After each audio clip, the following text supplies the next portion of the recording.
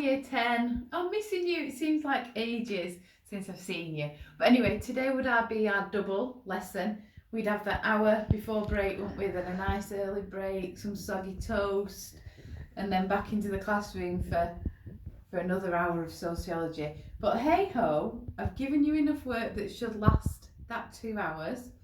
Have a look at the PowerPoint. I've also put onto the OneDrive the copies of the textbook that go with it, so take your time, work your way through and treat it like you would a normal lesson.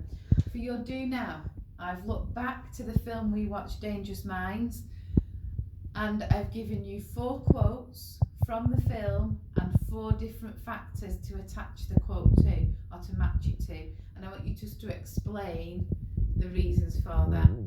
So look at your do now. Once you've done that, this is what we're on today. So, ethnicity in education. We've already said that in the UK system there are lots of variants, different performances by different ethnic groups. We've said some of the reasons for that are cultural or material. However, we've also got to now analyse, well, what part does the school play in this data? What influence does the school have on the attainment of different ethnic groups? Now, our first reason or our first explanation could be down to what we call institutional racism. Now, this term was coined after the tragic death of a lad called Stephen Lawrence.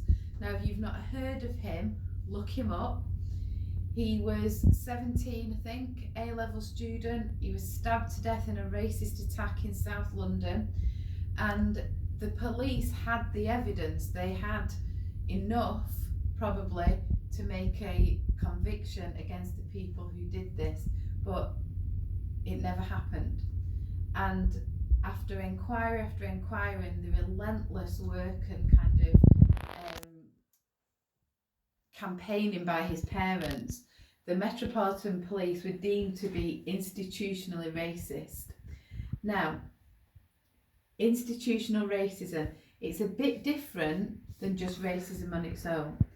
Institutional racism is when organisations are racist in terms of maybe their structures, in terms of the way they deal with things, in terms of their ethos. So it's not just about being individuals being racist. So in the case of Stephen Lawrence, it wasn't maybe about individual policemen being racist. It was more to do with how the Metropolitan Police approached this case because Stephen Lawrence was a young black man. So the attitudes of the police force, their way of carrying out and dealing with this crime refers to what we call this institutional racism.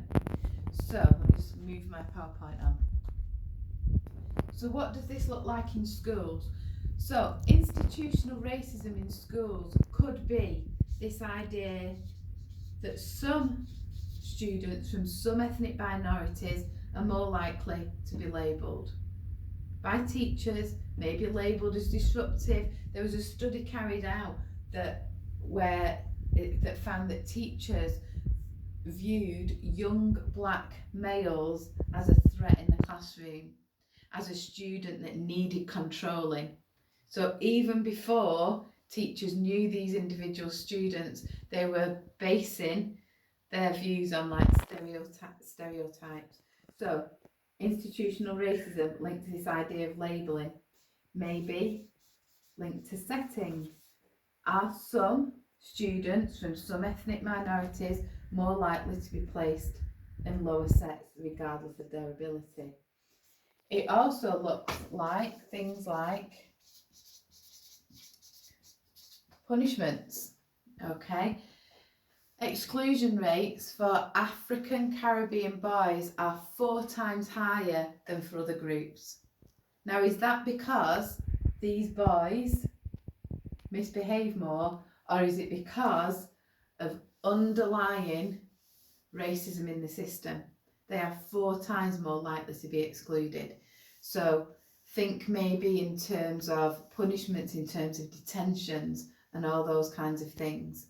So are schools in their systems, not individual teachers, but schools in their systems in a broader sense, guilty of racism? Many sociologists would argue yes. Now, let's just think then what this might lead to. So this labelling of students based on stereotypes can lead to that self-fulfilling prophecy. These two together can lead to the formation of anti-school subcultures. And remember, we said last week that boys, that young black males more likely to belong to anti-school subcultures. Add to that this institutional racism that exists in schools, and again, punishments can lead to this reject. If you feel like you're being punished more than maybe a white student or a student from a different ethnic group, again, you're going to start to think, well, why should I bother in school? What is the point? Leading again to this anti-school subculture.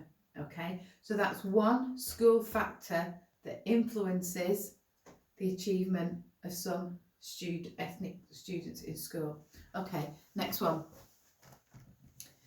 Labelling, we've touched a little bit on already, but have a look at the slide. Research shows that teachers label ethnic minority students as low achievers and some have low expectations.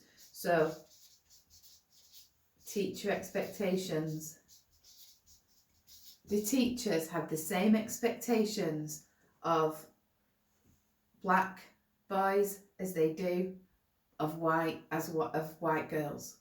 It's a question, isn't it? And that's the question that sociologists are raising. Furthermore,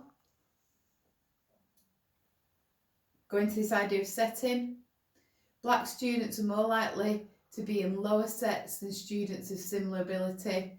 Chinese and Indian students are more likely to be placed in higher sets. So look at what the statistics tell us. It's all in the PowerPoint, and that's your second reason. Okay, third reason, and the last one. Right, I find this really interesting. This idea of the curriculum. Okay, now some of the stuff you have to learn in school is boring to say the least, isn't it? Some of the stuff that is on the national curriculum. Now, you imagine if you come from a background that isn't white, the authors you read, the pieces of history that you study, the scientists you look at, the vast majority of them are white. Look at the sociologists, the pictures we've cut out and stuck in your book. Yeah, the vast majority of them are white. Therefore, does the curriculum exclude some students or students from ethnic minority backgrounds? Yeah, it's not varied enough. Maybe they feel rejected, maybe they feel their stories, their history, their literature, their experiences aren't being, they go into school and it's got nothing to do with me. I don't know I don't understand their culture, I don't understand. So it limits them.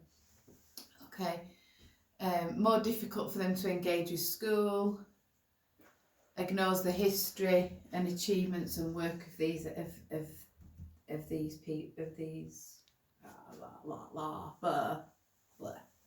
I can't even think. The students from this background.